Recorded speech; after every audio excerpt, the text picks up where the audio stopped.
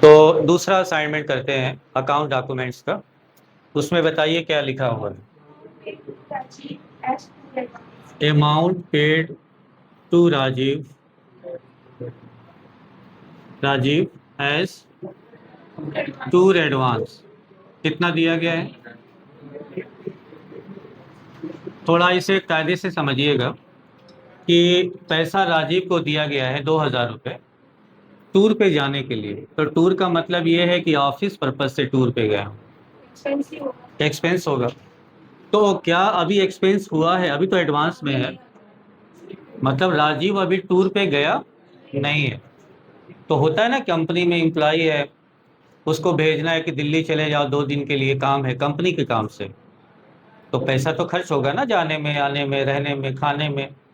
तो आदमी जो है ना अपने स्टाफ को कुछ पैसे एडवांस में दे देता है, ये ले लीजिए, रखे रहिए, जहाँ खर्च होगा करिएगा, फिर जब लौट के आइए आप वहाँ से तो हिसाब दे दीजिए कि कहाँ कहाँ कितना खर्चा आपने करा है। तो अभी ये एक्सपेंस हुआ नहीं है, एडवांस है, तो इसको असेट्स माना जाएगा। तो आप लिखेंगे टूर एडवांस अकाउंट डेबिट, और दिया क्या है आपने, कैश। आप किसी को भी दें, राजीव को दें, XYZ को दें, वो नहीं लिखा जाता उसका नाम। आपने किस लिए दिया है, टूर के लिए, वो लिखा जाता है। नरेशन में आप लिख दीजिए कि being advance given to Rajiv, ये लिख सकते हैं। 2,000 रुपये आपने दे दिया। फिर नेक्स्ट क्वेश्चन देखिए।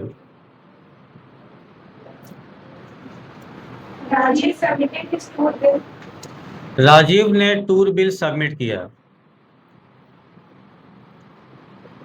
1800। टूर बिल उसने बताया कि सर 1,800 रुपये खर्च हो गए, 1,820 रुपये खर्च हो गए। And Balance amount was paid by him in cash. Balance amount paid by him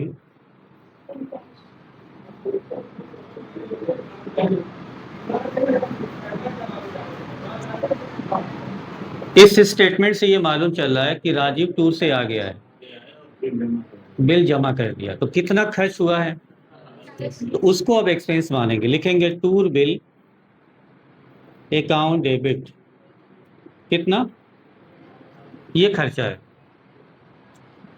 उसको दिया कितना था, तो वो वापस करेगा बाकी पैसा, कितना करेगा, तो कैश कंपनी के पास वापस आ जाएगा।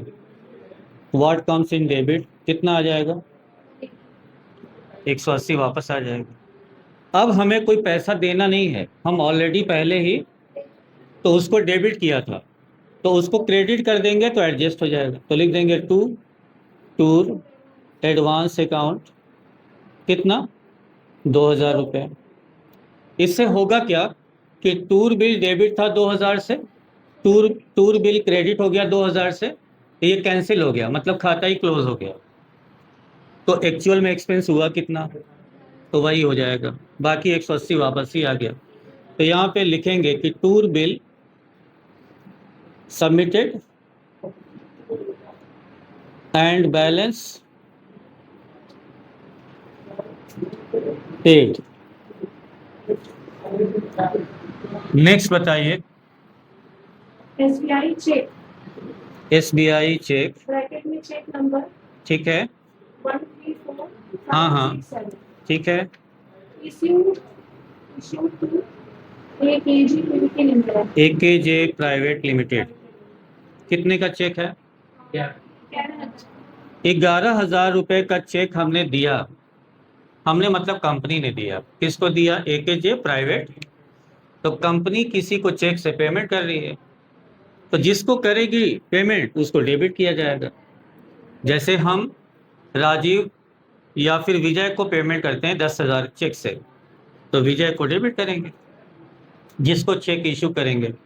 तो आप लिखेंगे AKJ private limited account debit to cheque से पेमेंट हो रहा है तो to bank account. Being cheque issued मतलब दिया गया, चेक दिया गया, कितने का? 11,000 रुपये का। फिर नेक्स्ट, taken loan, हाँ, taken loan from whom? check issued to Check issued. Check issued AKJ Private Limited dishonored. AKJ private limited dishonoured. Bank charge 300. Bank charges 300। इसका क्या मतलब हुआ? जो हमने चेक अभी दिया था ना AKJ को 11,000 का, वो बैंक ने डिसऑनर्ड कर दिया। डिसऑनर्ड मतलब कैंसिल कर दिया, एक्सेप्ट नहीं किया, ऑनर नहीं किया, भुगतान नहीं किया। कारण बहुत से रहते हैं, सिग्नेचर मैच नहीं हुआ, इनसफिशिएंट फंड था, ओवर राइटिंग थी, स्टेल चेक था, कारण जो भी रहा हो, बैंक ने चेक रिजेक्ट कर दिया। तो जब हम चेक इशू करते हैं तो जो एंट्री करते हैं, जब डिसऑनर होता है तो उसका अपोजिट कर देते हैं, क्योंकि पेमेंट हुआ ही नहीं है। तो AKJ private limited debit to bank था, तो डिसऑनर में उल्टा हो जाएगा, बैंक अकाउंट डेबिट कितने से? Charges. हाँ, तो बैंक डेबिट कर देंगे कितने से? अब बैंक चार्जेस को लिख देंगे, क्योंकि ये एक्सपेंस हो गया ना हमारा अलग से। तो बैंक चार्जेस अकाउंट कितने से? और AKJ को डेबिट किया था तो क्या कर देंगे? क्रेडिट 11,300 से। Being cheque dishonoured. अब यहाँ एक बात समझ लीजिए पहले कि इसको अपोजिट कर दिया, AKJ private limited debit to bank, तो bank account debit to AKJ, but AKJ तो 11,000 से डेबिट था, क्रेडिट कितने से हुआ? ऐसा इसलिए हुआ कि जैसे हमने चेक दिया सत्यम को 11,000 का, सत्यम ने कहाँ लगाया होगा उस चेक को? अपने बैंक अकाउंट में।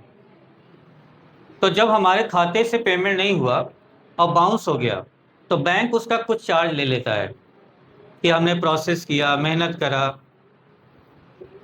क्लियरेंस प्रोसेस में जो टाइम लगता है उसका कुछ चार्ज, पेनाल्टी भी एक तरह से कह सकते हैं, फाइन।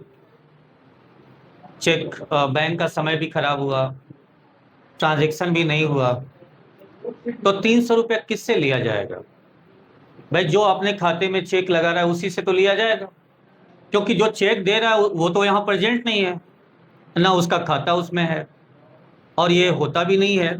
तो जिसको चेक दिया उसी के खाते से 300 रुपया कट जाएगा। अब सत्यम क्या सोचेंगे? एक तो 11,000 हमको मिलना था, वो तो मिला नहीं, 300 और हमारे खाते से, तो अब तो ये नुकसान में हो गया 300 और। तो जो मुझे अगला चेक देना होगा वो 11,300 का देना पड़ेगा। इसीलिए जो 300 रुपया मेरे ऊपर बर्डन आया उसको मैं क्या मानूंगा? बैंक चार्जेस एक्सपेंस, और उनके खाते को क्रेडिट करूंगा। तो अगला चेक मैं जब इशू करूंगा तो लिखूंगा AKJ private limited account debit कितना? 300। तब उसका जो भी रिकवरी हो जाएगा। समझ में आया कि किसी को जितने का हम चेक दें, अगर वो चेक बाउंस हुआ तो जो अपने खाते में वो चेक लगाएगा उसी के खाते से कुछ पैसा कटेगा।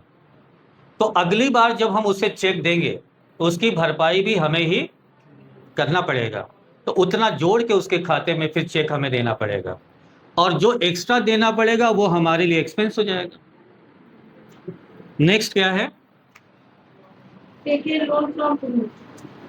Taken loan from Kumud. जब किसी से लोन लिया जाता है तो लायबिलिटी हो जाता है, तो आप लिखेंगे कैश अकाउंट डेबिट, फिर to loan from Kumud, loan taken. Next बताइए। Purchase sign board in cash. Sign board खरीदना मतलब क्या हुआ?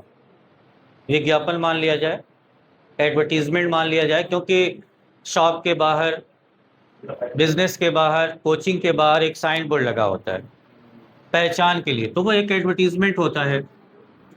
Advertisement account debit to cash account. Narration क्या लिखेंगे? Being sign board purchase. अगला बताइए। Board distributed as free sample. Free में किसी को सामान आप डिस्ट्रीब्यूट करेंगे तो ये प्रमोशन है, सेल्स का प्रमोशन है, एडवर्टीजमेंट है, ताकि लोग उसे देखें, पसंद करें तो ऑर्डर करें। तो ये भी एक तरह का मार्केटिंग है, इसको भी आप सेल्स प्रमोशन लिख सकते हैं।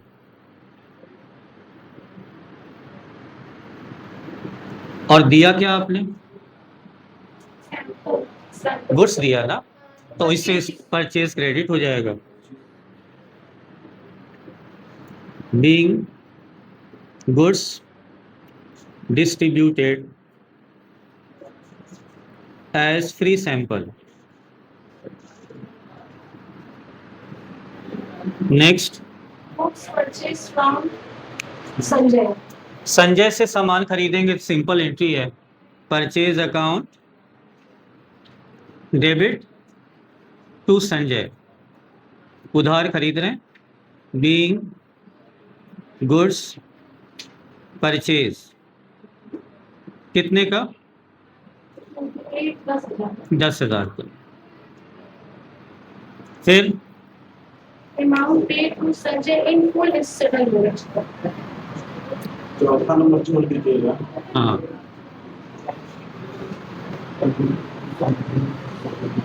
Amount paid To Sanjay. To Sanjay In full settlement. In full settlement. कितना? 9,500. संजय को पेमेंट किया जा रहा है। कितने का खरीदा था सामान? 10,000 का। और दे कितना रहे? तो संजय को आप डेबिट कर दीजिए जितने से आपने सामान खरीदा था। कितने से? 10,000। आप दे कितना रहे हैं? तो टू कैश कर दीजिए 9,500। और आशीष, जो 500 बच गया वो क्या है?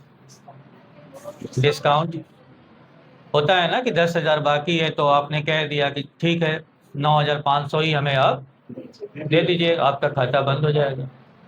तो यहाँ पर 500 रुपया डिस्काउंट माना जाएगा। Amount paid in full settlement. Full settlement का मतलब हुआ कि अब उसका खाता क्लोज हो गया, अब कुछ भी पैसा लेना देना नहीं है। संजय से 10,000 का खरीदा, लेकिन पेमेंट किया हमने सिर्फ, तो 500 रुपये हमारा बच गया। फिर नेक्स्ट क्या है? Machinery purchase. Sorry, purchase machinery. Purchase machinery. In bracket gross value. Gross value क्या है? 10,000। For cash at trade discount of 10%. For cash at a trade discount. discount of 10%. देखिए, मशीन खरीद रहे हैं तो मशीन तो असेट्स होता है, तो मशीन असेट्स को डेबिट किया जाता है, तो आप लिखेंगे मशीनरी अकाउंट डेबिट। और ट्रेड जो डिस्काउंट होती है उसकी एंट्री नहीं की जाती, लेकिन वैल्यू कम हो जाती है। तो 10,000 का 10% कितना होगा? तो 1,000 10,000 में से कम हो जाएगा, यानी हम एंट्री सिर्फ 9,000 की करेंगे, क्योंकि सामान हमें 10 का नहीं पड़ रहा है, 9 का, तो 9 की एंट्री करेंगे, लिखेंगे टू कैश अकाउंट, 9,000 से एंट्री कर देंगे। हालांकि एमआरपी उसकी 10,000 है, लेकिन हमें पड़ रहा है तो हमें बस उसी से मतलब है। ये ट्रेड डिस्काउंट ध्यान रखिएगा कि इसकी एंट्री नहीं करी जाती, ये हर तरह के कस्टमर को दी जाती है, कंपनी की पॉलिसी होती है। अगर कोई बिजनेसमैन दे रहा है तो समझ लीजिए कि उसके उसके मुनाफे पर इसका कोई फर्क नहीं पड़ता, वो उसकी स्ट्रेटजी, उसकी पॉलिसी होती है कि कस्टमर को थोड़ा अच्छा फील हो कि हम आपको कुछ पैसे कम कर रहे हैं। तो यहाँ पर आप लिखेंगे कि being machinery purchase at 10% trade discount. Next close कर दीजिए।